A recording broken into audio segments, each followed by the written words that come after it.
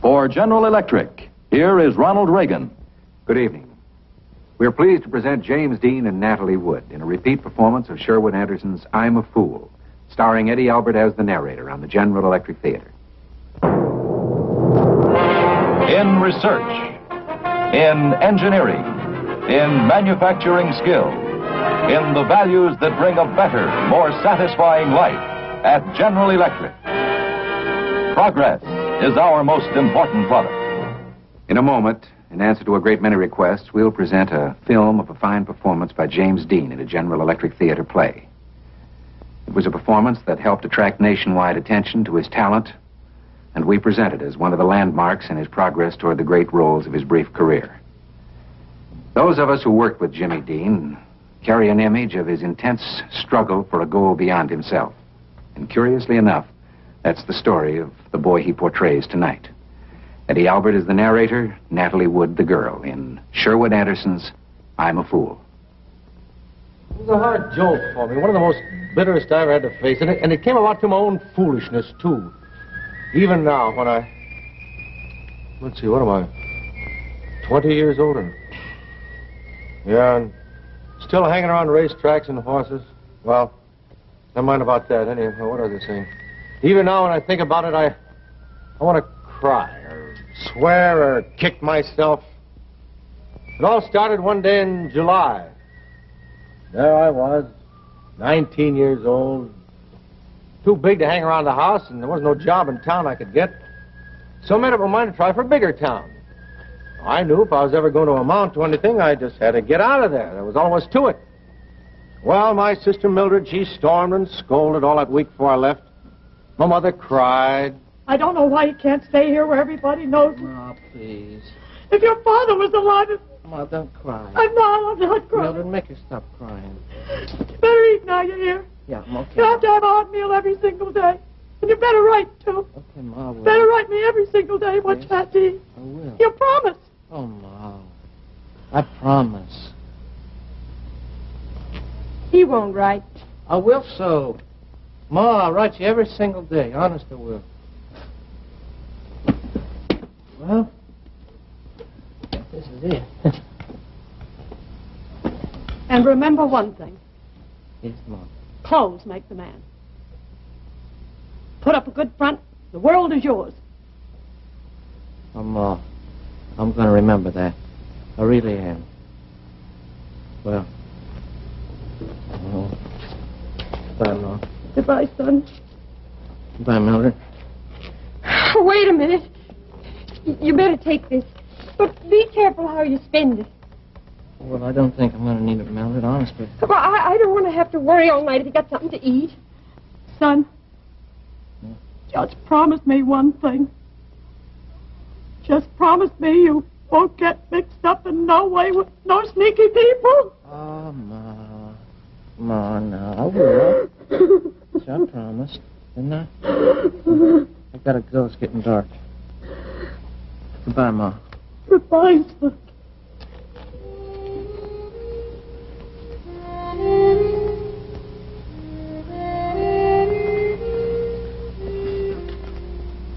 There are a lot of things you got to promise your mother when you go away. And a lot of things you got to keep from telling her, too. Like, I knew if I told her where I was going, she'd worry from now till next Christmas, maybe even longer.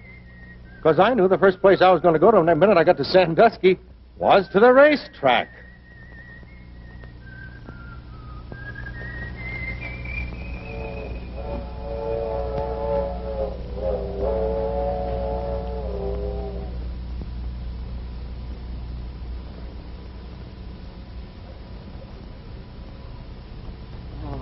Hey, what are you doing here? Nothing. I was just... Well, I don't know. Well, don't you know better than to go fooling around here? Well, I didn't do nothing. I was just walking, that's That's all. a good way to get yourself shot, boy. I just got in town. I was looking for work. I thought maybe I could This find time some- of night? I just got off the train there. Well, you better get out of here. I can tell you that right now. I didn't mean nothing. Honest, I didn't. I just wondered maybe if I might get out. All right. What kind of work you looking for? I want to be a swipe. You know anything about horses? Well, sure. What? Oh, well, they Sometimes, well, I don't know. How you expect to get yourself a job around horses if you don't know nothing about them?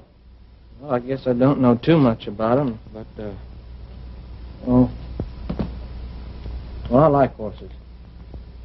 In fact, I really love them. And I just figured if I could get some work, I thought, then I could learn. I could learn right offhand. I could... Well, what I thought was that maybe you could help me. Maybe you could tell me where I could find some. You don't look none too strong, and that's the truth. You can't be too bright or you'd never want to be a swipe in the first place. Now, tell me, you know what a swipe does? He just cleans things up and, well, just helps around and all that sort of thing, I guess. Guess you don't even have a place to sleep tonight, do you? Well, see, I figured that I'd just, you know... Kind of what? Do you know I can just sleep just about any place? I can. I don't even care. I was going to sleep in them grandstands over there. On them hardboards?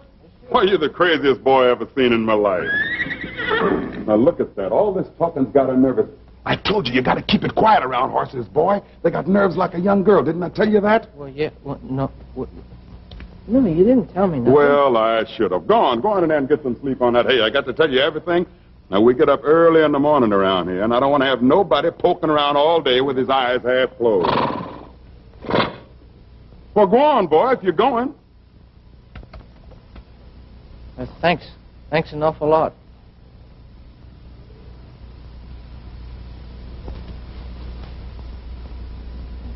Hey, boy. Yes, sir. You can call me Bert.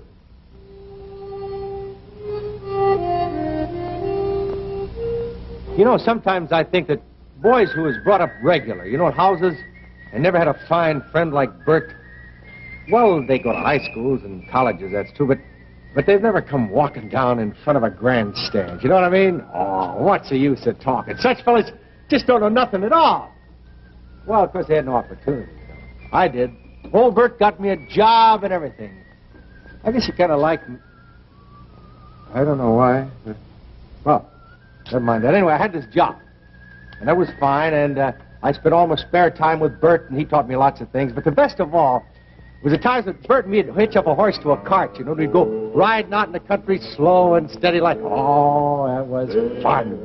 Fun. Just riding along and singing, you know. Well, one day, I guess it was October, we was riding along like we always did, and I seen this girl. I guess that was about the beginning of my downfall.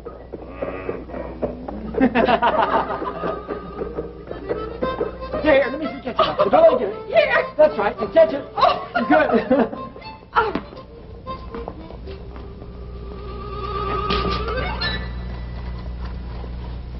Thank you very much. I hope you haven't ruined your trousers. No, you couldn't ruin them. They're too old. Oh, well, here's something. No.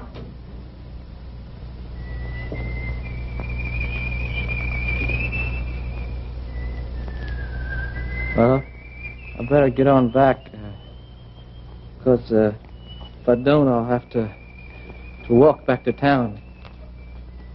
Thank you again.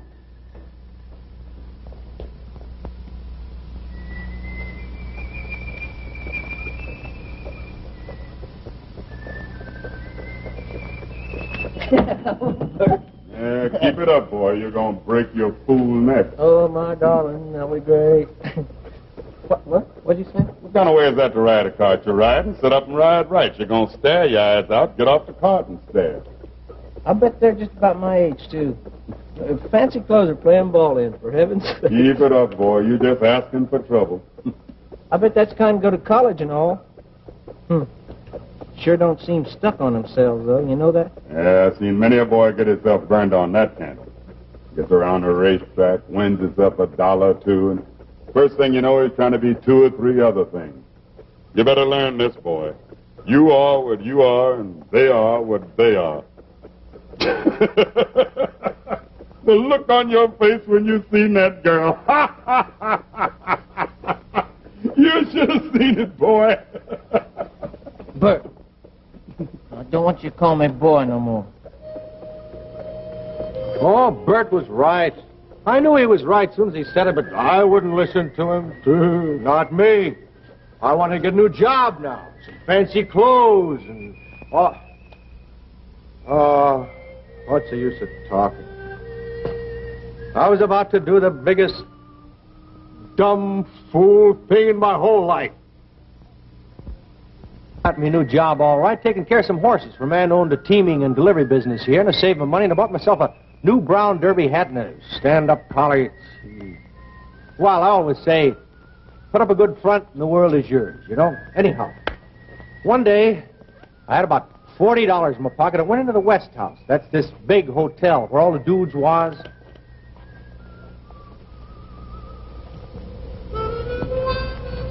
Give me about 3 of them 25-cent cigars. Oh. There's always a lot of horsemen and strangers and dressed-up people from out of town, you know, hanging around the lobby in a bar, and so I mingled amongst them. But there was this dude. He had a cane and he had a Windsor tie. Oh, it made me sick to look at. Oh, I like a man to be a man, you know, and dress up, but not to put on such airs. Well, anyhow, I pushed him aside, a little rough, so he knew who I was, you know.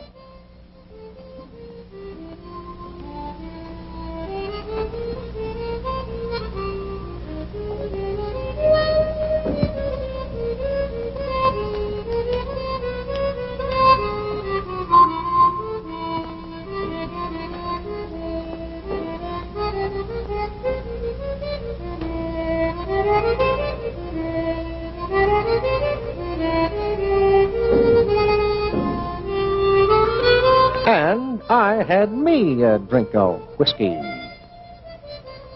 Well, yes, sir, I had $40 in my pocket. I just says to myself, well, I'll go down to the track, see how old Bert's coming along, because I hadn't seen him since the day of that ride. You really want to know the truth? Hi, Bert. Hello. How you been? Fine. Gee, I haven't seen you in long time. You look good. Hey, is that old Bob French over there? Yeah, I guess so. Is he running the horse today? Mm-hmm. Think he's out to win? Hard to say. You know, when I was swiping a horse, I didn't care much for that, but now I'd like to know I had a horse that had a lot of speed, and boy, he could just get out there when you wanted him to. You a betting man now? Nah. You know, just for fun. That horse is owned by Mr. Mathers down at Marietta, Ohio. Mr. Mathers? Mm-hmm. I know him, yeah. Yeah, I know you do. He got all that money. Owns that big swell place up in, down there in the middle of town. Is that the one? Well, you didn't forget everything. Well, no. Bert, I didn't forget nothing. It's just that well, you know. You want one? I ain't mad at you or nothing, Bert. Yeah, well, you just put some money on this horse. Now you're a betting man. The name is About Ben Ahem. Bob French is going to win it today. Yeah. Now, don't bet a cent on this first heat, because you'll go like an oxen hitched to a plow. But when the first heat's over, you just go right down and lay on your pile. Bert, you're not going to be mad at me, are you? Mad? Yeah. I'm not mad. I wish you luck.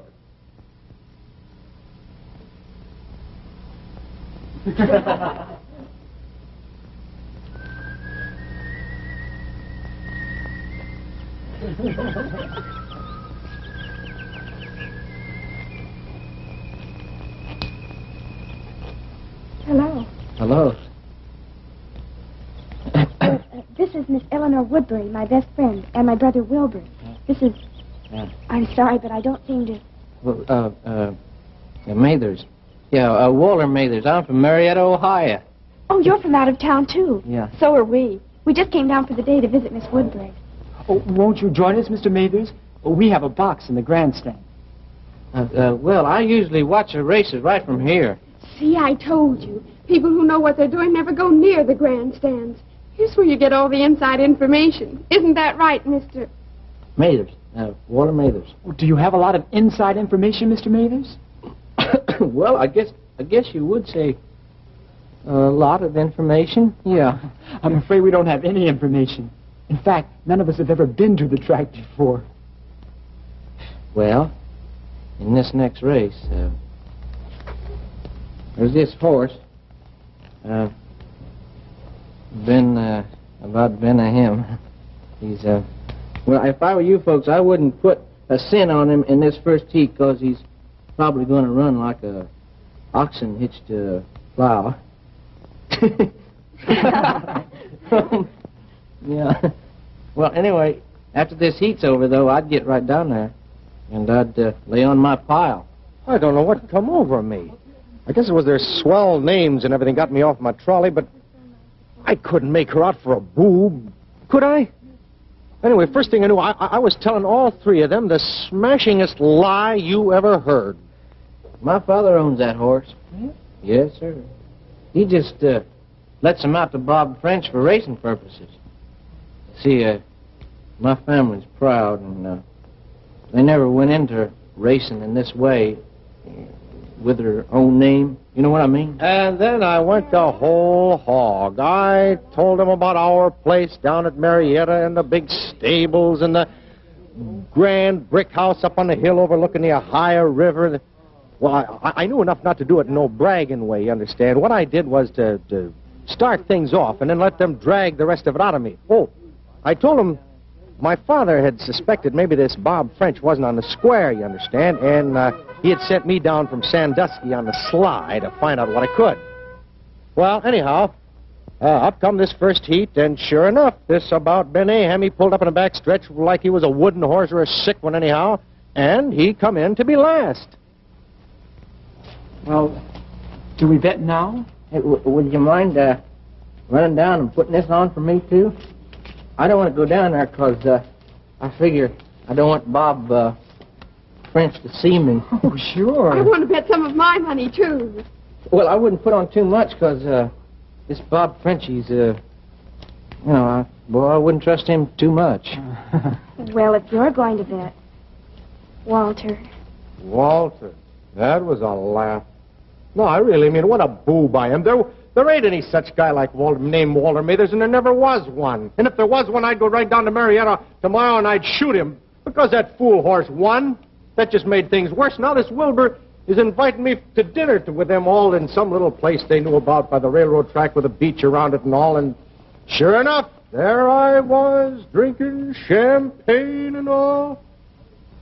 Oh, but to tell you the truth, I don't think I could tell you a thing I ate.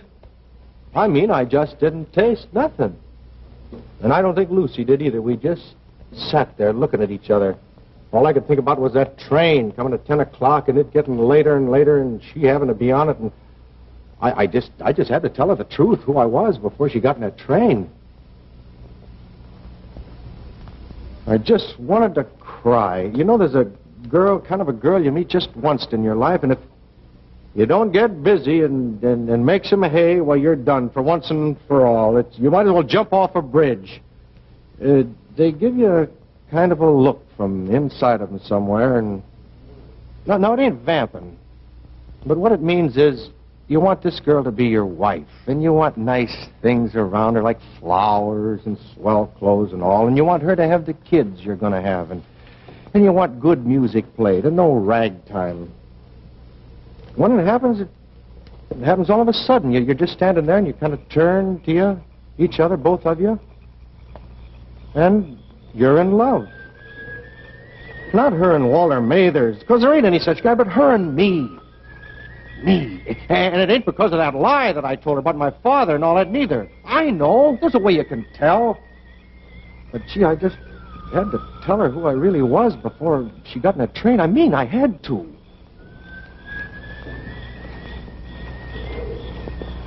I wish I didn't have to go back.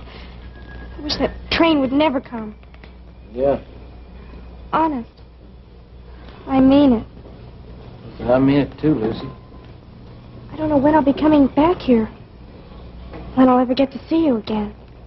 Lucy, there's something that I've got to tell you. I wish that train would break down in the middle of the tracks and stay there 100 years. I'll just miss it, that's what. Well, I'll pretend I didn't hear it come in. well, it's not right for you to miss it. It might be right for some girls, but not you, Lucy. Oh, I guess Wilbur's I gotta watching out, so I can't miss it. Lucy, I gotta tell you something. Will you listen to me a minute? Quiet. Don't talk. Well, I gotta tell you Please this, don't talk. Anybody can open his mouth and let words come out. Talk is so cheap. So awfully cheap. Well, I know that, but this is something that you can't. It seems so smooth. Like we could get out in the middle of a lake and walk on the water. Doesn't it seem like that to you? I'll always remember this place. The smooth water, the way the roots of old trees have washed up in the sand. The dark. You. Would you remember the watery smell? Mm-hmm. And the night? Like if you put out your hand, you could feel it. Warm and soft.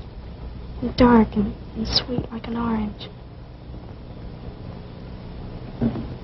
Oh, Lucy. Lucy, I gotta tell you something. And you're not gonna think maybe... Oh!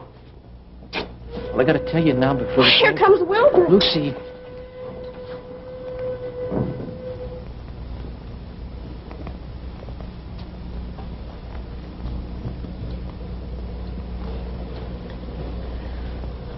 Oh, Lucy, Lucy. I know what you want to tell me.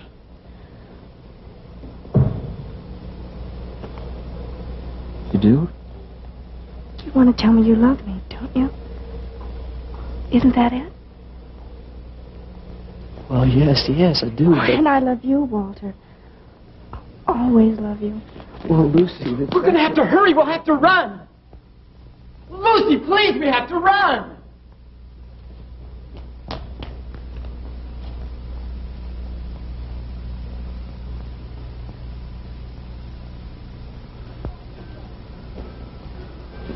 Come on, hurry up. It won't be long because you're right. Then I'll write you. I don't know where to write, Lucy. I don't know where to write to. Well, I know where. I'll write. Walter Mathers, Marietta, Ohio. But, Lucy, I'm not Walter. I could have run after that train, sure. I'd have made Dan Patch look like a freight train after a wreck. But socks almighty, why should... Did you ever see such a fool? Well, how could I tell her? I got a chance like a hay barn fire, I have. And suppose she does write to me down there at Marietta. The letter's going to come back. Stamped on the front of it there by the USA. There ain't any such guy or whatever it is they stamp on the... Me trying to pass myself off as a big swell to her. As decent a person as God ever made. I'll bet you what. If I was to get an arm broke right now or to have a train run over my foot, I wouldn't call no doctor. I'd just sit here and let it hurt and hurt. That's what I'd do. I'll bet you what. If I hadn't seen that dude with that cane, I'd never been such a fool as to go and tell such a lie that could never be made straight, you know, to a lady like her. Wish I had him here right now, that guy with the Windsor cane. Man, I'd smash him for fair. He's a big fool, that's what he is. And if I'm not another, you just go find me one, and I'll give up working and be a bum and give him my job. Because I don't care nothing for working and earning and saving money for no such boob as myself.